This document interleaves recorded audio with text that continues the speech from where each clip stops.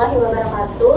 Perkenalkan, nama saya Arvina Riadika Melly dengan nomor NIM 2201040052. Di sini saya akan memaparkan hasil penelitian saya, yaitu pengaruh pola asuh orang tua terhadap keterlambatan bicara pada anak.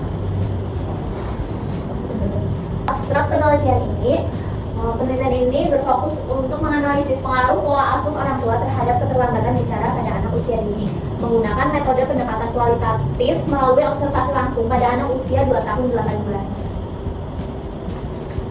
Masuk latar belakang, bahasa adalah sarana utama komunikasi yang diperoleh alami melalui interaksi lingkungan terdekat, terutama dari orang tua untuk anaknya.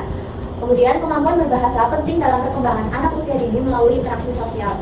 Menurut Rohmah 2018, perkembangan adalah peningkatan kemampuan struktur dan fungsi tubuh bertahap dan teratur, hasil pematangan organ. Lalu, peran krusial pola asuh orang tua. Yang pertama, orang tua sebagai pendidik utama, di mana orang tua adalah pendidik pertama dan utama. Interaksi harian mempengaruhi keterlambatan berbahasa pada anak. Lalu, stimulasi verbal. Kurangnya stimulasi verbal dapat menyebabkan keterlambatan bicara pada anak. Kemudian, tumbuh kembang. Pola asuh sangat berperan dalam proses tumbuh kembang anak, termasuk bahasa. Kemudian, penyebab keterlambatan bicara pada anak. Yang pertama, kurangnya perhatian orang tua. Orang tua kurang memperhatikan dan membimbing anak secara memadai, di mana di era sekarang ini banyak sekali anak balita, apalagi anak 2 tahun, sudah sering dipegangnya atau diberikan mainan berupa handphone.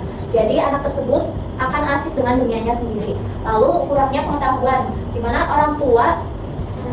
kurangnya pengetahuan orang tua tentang perkembangan psikologis dan sosial anak. Selanjutnya, ketidaksesuaian pola asuh. Ketidaksesuaian antara cara mendidik orang tua dengan karakter anak. Lalu, mengenali keterlambatan bicara pada anak sejak dini. Keterlambatan perkembangan bicara dan bahasa harus dikenali sedini mungkin oleh orang tua. Banyak orang tua belum menyadari bahwa dampak langsung gaya pengasuhan terhadap perkembangan bicara anak.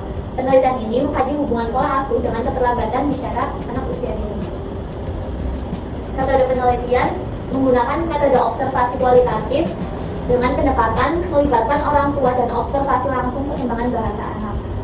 Lalu subjeknya itu tetangga rumah berusia 2 tahun 8 bulan dalam tahap awal pemerolehan bahasa. Lalu pelaksanaan mengamati alami di lingkungan rumah tanpa perlakuan khusus dan mencatat perilaku bahasa spontan.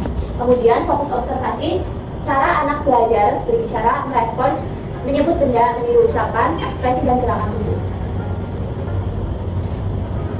Hasil observasi gejala keterlambatan bicara, kemampuan bahasa, anak usia 2 tahun 8 bulan belum berkembang optimal, hanya mengucapkan beberapa kata dasar. Contohnya, ketika anak menyebutkan mama, papa, umpu yang berarti susu, lalu mimi, minum, dan kata kakak, baba, bapak, mam, makan, bawit, duit, dan di yang berarti di dalam bahasa Jawa, krama, alus.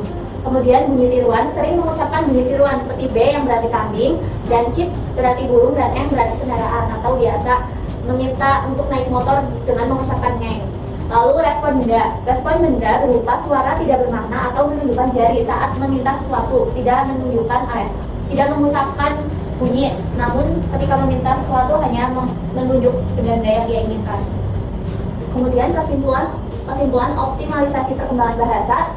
Yang pertama, pola asuh signifikan. Pola asuh orang tua sangat mempengaruhi perkembangan bicara anak usia dini. Yang kedua, hindari permisif dan minim stimulasi.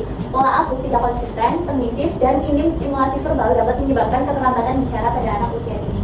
Kemudian, interaksi aktif dan berkualitas. Anak membutuhkan interaksi aktif, komunikasi berkualitas, dan bimbingan tepat dari orang tuanya.